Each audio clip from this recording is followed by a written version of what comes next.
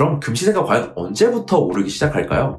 부터 금시세는 오르기 시작합니다. 사실 전쟁으로 인해서 금이 오르는 건 정확히는 미국의 때문입니다. 여기서 금시세가 바로 오르는 포인트인 거죠. 안녕하세요, 김승국입니다. 미국과 이란이 전쟁 중입니다. 심지어는 3차 세계대전으로 번지는 게 아니냐는 말이 나오고 있죠. 어떻게 될지는 아무도 모릅니다. 근데 정말 만약 3차 세계대전이 일어나면 금값이 어떻게 될까를 정리해보겠습니다. 일단 2차 세계대전 때 금값을 한번 찾아봤는데요. 2차 세계대전 당시 내내 금시세는 온스당 35달러였습니다. 이게 말이 되나 싶으실 수 있는데요. 사실 이때는 금시세가 고정되어 있었죠. 세계대전이고 뭐고 오르거나 내릴 수 없었던 상황이었죠. 바로 근본이제 때문에 금시세가 묶여 있었기 때문입니다. 근데 사실 이게 정말 중요한 거라고 생각합니다. 왜 그랬냐면 2차 세계대전 직전 1930년대 초에는 세계 대공황이 있었습니다. 이때 은행들이 무너지니까 사람들은 달러를 믿지 못했는데요. 그래서 계속 금을 인출을 했죠. 당연히 은행과 정부 금고에 있는 금은 빠르게 줄었고요. 근데 이렇게 되면 금융 시스템 자체가 흔들리게 됩니다. 그래서 정부가 나서서 금거래를 통제하기 시작했습니다. 그 당시 미국 대통령이었던 루스벨트는 1933년에 개인이 금을 보유하지 못하게까지 했어요. 그만큼 금이 국가 자산으로서 굉장히 중요한 역할을 했었습니다. 지금 시세를 생각한다면 온스당 35달러면 와 진짜 저렴하다 싶으실 수 있는데요. 그 당시에는 굉장히 많이 오른 거였습니다. 원래는 온스당 약 20달러 정도였거든요. 그게 계속 오르니까 온스당 35달러까지 올리고 고정을 시킨 거죠. 이렇게 했던 이유가 그 당시에는 근본이제였는데 이게 무슨 말이냐면요. 금 보유량 대비 달러를 찍어야 하는 겁니다. 그래서 이렇게 온스당 가격을 올리게 되면 달러를 더 많이 발행할 수 있어서 35달러까지 올린 거죠. 그 덕분에 경제를 살릴 수 있었고 이 정책은 1971년까지 약 40년간 이어졌습니다. 바로 닉슨 대통령 때까지죠. 그래서 2차 세계대전 기간 내내 금시세는 고정되어 있었던 거예요. 근데 뭐 이렇게 억지로 가격을 고정한다고 해서 가격이 고정되는 건 아니잖아요. 그래서 재밌는 건 공식 가격은 고정되어 있었지만 전쟁의 불확실성과 인플레이션으로 금에 대한 수요는 당연히 커지고 있었습니다. 그래서 교전 지역이나 일부 중립국에서는 금을 몰래 거래하는 암시장이 생겼고요. 거기서 금이 35달러보다 훨씬 비싼 가격에 거래되고 있었습니다. 지금은 그때와 상황이 많이 다르죠. 지금 갑자기 트럼프 대통령이 금시세를 고정할 수는 없습니다. 그럼 지금 만약 3차 세계대전이 터진다면 금시세는 어떻게 될까요? 먼저 전쟁 초반을 한번 예시로 들어보겠습니다. 일단 이걸 알려면요. 이전 사례와 이번 전쟁을 비교해보면 좋을 것 같은데요. 가장 최근 사례로 보면 22년도 우크라이나 침공 초반입니다. 러시아가 침공한다 소식이 나온 초반에는 10일 만에 금값이 약 7%나 급등을 하였습니다. 근데 전쟁이라는 게요. 사실 처음에는 충격적이다가 점점 익숙해지면서 진정이 되거든요. 이때 또 미국 연준이 인플레이션을 잡기 위해서 금리 인상을 시작해서 상황이 확 바뀌었죠. 다들 알다시피 금리가 오르면 달러 수요가 오르잖아요. 그럼 금시세는 다시 떨어지려고 합니다. 그래서 22년 하반기에는 1600달러대까지 내려갔었는데요. 이렇게 초기에는 보통 금보다는 달러 강세로 금값이 눌리는 모습이 보이게 됩니다. 이번 전쟁에도 마찬가지였어요. 금에는 증거금이라는 게 있습니다. 증거금은 쉽게 말해서 레버리지 거래할 때 맡겨두는 보증금이라고 보시면 되는데요. 전쟁처럼 시장이 흔들린다면 거래소가 투자자들에게 이 보증금을 더 넣으려고 하는데 그걸 못 채우면 안 되니까 보통 이때 금을 팔아서 현금을 만들 수밖에 없습니다. 그래서 일반적으로 전쟁은 금값 상승 요인이지만요. 전쟁 직후에는 달러 현금 수요가 압도적으로 높게 나타납니다. 당장 미국, 이란 전쟁 초반에 해당되는 3월 초에도 달러가 1490에서 1500원대까지 치솟았죠. 2009년 금융위기 이후에 16년 만에 최고 수준을 기록했습니다. 3월 중순인 지금도 아직 환율이 1470원대를 넘나들고 있습니다. 또 여기서 하나 특징이 전쟁은 금시세를 올리지만 전쟁보다 달러 강세 여부가 좀 더 중요합니다. 달러 강세가 이어지면 금값 상승세가 좀 지연이 되고 변동성도 심해지게 됩니다. 실제로 3월 초 온스당 5280달러 수준이었던 금값은 전쟁 초기 며칠간 달러 강세에 밀려서 횡보하다가요. 3월 둘째 주가 되어 안전자산 수요가 본격화되면서 5200달러 선으로 회복하기 시작했거든요. 자, 그럼 금시세가 과연 언제부터 오르기 시작할까요? 전쟁이 점점 장기화될 것으로 판단되는 시점부터 금시세는 오르기 시작합니다. 과거를 보면요. 1965년부터 75년도까지 이어진 베트남 전쟁이 있는데요. 이때 금은 결과적으로 약 2200% 이상 올랐습니다. 또 1979년부터 1980년 동안 일어난 소련 아프간 전쟁 때도 금이 400% 올랐습니다. 물론 여기서 베트남 전쟁 때는 금 시세가 오로지 전쟁만으로 올랐다고 하기에는 어려운 부분이 다소 있는데요. 왜냐하면 아까도 말씀드렸지만 1933년대에 금이 사실 올랐는데 일부러 가격을 고정해놨다 보니까 갑자기 850달러까지 폭등하게 되었거든요. 그럼에도 이 예시를 말씀드린 거는 이 베트남 전쟁뿐 아니라 사실 전쟁으로 인해서 금이 오르는 건 정확히는 미국의 재정 부담이 생기기 때문입니다. 미국이 재정 부담이 생기면 달러를 많이 찍어낼 것이고요. 그럼 달러 가격이 떨어지게 되죠. 당연히 사람들도 달러를 믿지 못하게 되면서 불안하니까 대신 금을 사게 됩니다. 여기서 금 시세가 바로 오르는 포인트인 거죠. 근데 지금은 어떠냐? 미국 재정 부담이 미친 듯이 늘고 있습니다. 보고된 것만 봐도요. 전쟁 첫 100시간에 약 37억 달러를 사용했다고 합니다. 추정치이긴 하지만요. 현재 비용은 하루에 약 9억 원에서 10억 달러를 쓰고 있는데요. 하나로 치면 하루에 약 1조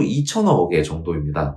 여기서 정말 만약 3차 세계대전으로 번지게 된다라면 정말 그러길 없길 바라겠지만 당연히 재정 부담은 훨씬 더 늘 수밖에 없습니다. 이렇게 되면 금시세는 상승 압력을 받을 수밖에 없고요. 근데 왜 지금은 금시세가 오르지 않는 걸까요? 모두들 이게 궁금하시죠? 전면전 중이고 점점 정쟁이 장기화될 것 같은 조짐이 있는데 말이죠. 과거와는 달리 현재 금시장을 주도하는 것은 각국 중앙은행입니다. 제가 아까 러시아, 우크라이나 전쟁 이야기할 때 말씀드렸지만 현재는 점점 전체적으로 달러에 대한 신뢰가 떨어지고 있습니다.